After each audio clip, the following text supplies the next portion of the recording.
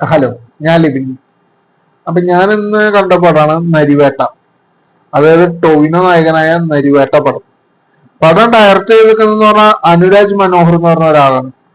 പിന്നെ പടത്തില് മെയിൻ നടൻ എന്ന് പറഞ്ഞാൽ ടൊവിനോ ടൊവിനോ തോമസ് ആണ് പടത്തില് നായകൻ. അതേപോലെ തന്നെ ടൊവിനോ പോലെ തന്നെ ക്യാരക്ടർ ചെയ്തിരിക്കുന്ന ഒരാളാണ് സുരാജ്.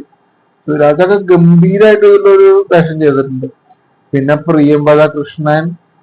പിന്നെ ഇതിൽ കൂടുതൽ എനിക്ക് അറിയില്ല, കാരണം ഒരു തമിഴ് നടനൊക്കെയാണ്.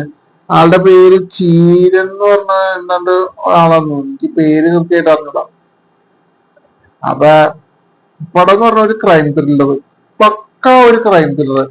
അതായത് ഒരു ഗവൺമെന്റ് ജോലിക്കാരൻ അവൻ ആഗ്രഹിച്ച്, അതായത് ഗവൺമെന്റ് ജോലിക്കാരനല്ല, IAS അങ്ങനത്തെ സ്വപ്നം കണ്ട് നടക്കുന്ന ഒരാള് ഇതേപോലെ പോലീസിൽ ചേർന്ന് കോൺസ്റ്റബിൾ ആവുന്ന കാര്യങ്ങളൊക്കെയാണ് പടത്തിൽ കൂടുതലും വരുന്നത്. പിന്നെ അത് കഴിഞ്ഞിട്ട് ടൊവിനോട് ഈ പോലീസുകാരുടെ ജീവിതത്തിൽ നടക്കുന്ന ഓരോരോ കാര്യങ്ങളാണ് പടത്തിൽ മെയിൻ ആയിട്ട് പറയുന്നത്.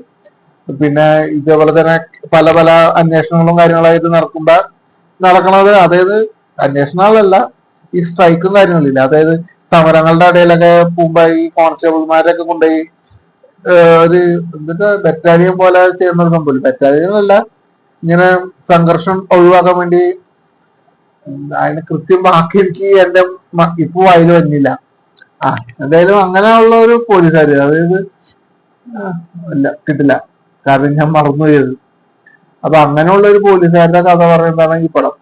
പിന്നെ ഇതിൽ എന്ന് പറഞ്ഞാൽ സുരാജിന്റെ അഭിനയമൊക്കെ ഒന്നുമില്ല, കിടിലനായിട്ട് പുള്ളി ചെയ്തിട്ടുണ്ട്. അതായത് പുള്ളിക്കാരൻ കോൺസ്റ്റബിൾ തന്നെയാണ്, പക്ഷെ കുറച്ച് പ്രായം കൂടിയ ഒരു കോൺസ്റ്റബിൾ, അങ്ങനത്തെ ഒരു രീതിയിലുള്ള പുള്ളി ഇത് ചെയ്തിട്ടുണ്ട്. അതുകൊണ്ട് തന്നെ മറ്റേ സുരാജും ടോവിനായിട്ടുള്ള ആ ഒരു റോൾ, മറ്റേ ക്യാരക്ടറൊക്കെ ഗംഭീരമായിട്ട് വന്നിട്ടുണ്ട്. പിന്നെ ഇതിലൊരു ആദിവാസി ആയിട്ട് ഒരു പുള്ളി അഭിനയിച്ചിട്ടുണ്ട്. ആളുടെ പേരോ കാര്യങ്ങളോ എനിക്ക് വ്യക്തമായിട്ട് അറിയില്ല. അപ്പൊ ആ പുള്ളി ഗംഭീരായിട്ട്, അതായത് എങ്ങനെയാണോ പെർഫോം ഒരു ആദിവാസികളെ പെർഫോം ചെയ്യണം അതേപോലെ തന്നെ കൃത്യമായിട്ട് ചെയ്തു. പിന്നെ ഈ പുള്ളിയുടെ മകളായിട്ട് ഒരു കൊച്ചുണ്ട്. ആ കൊച്ചിന്റെ ഒക്കെ ക്ലൈമാക്സിൽ വരുമ്പോ ആ കൊച്ചിന്റെ ഒക്കെ കുറച്ച്, അതായത് മരിക്കണ സംഭവങ്ങളൊക്കെയാണ്, മരിക്കണമെന്ന് പറയുമ്പല്ല, കാരണം ആ കൊച്ചിന്റെ മുഖത്തൊക്കെ വന്ന ചിരിയും കാര്യങ്ങളും എനിക്കുണ്ടല്ല, അതൊക്കെ കാണുമ്പോ ഒരു നല്ലൊരു രസമായിട്ട് തോന്നുന്നുണ്ട്.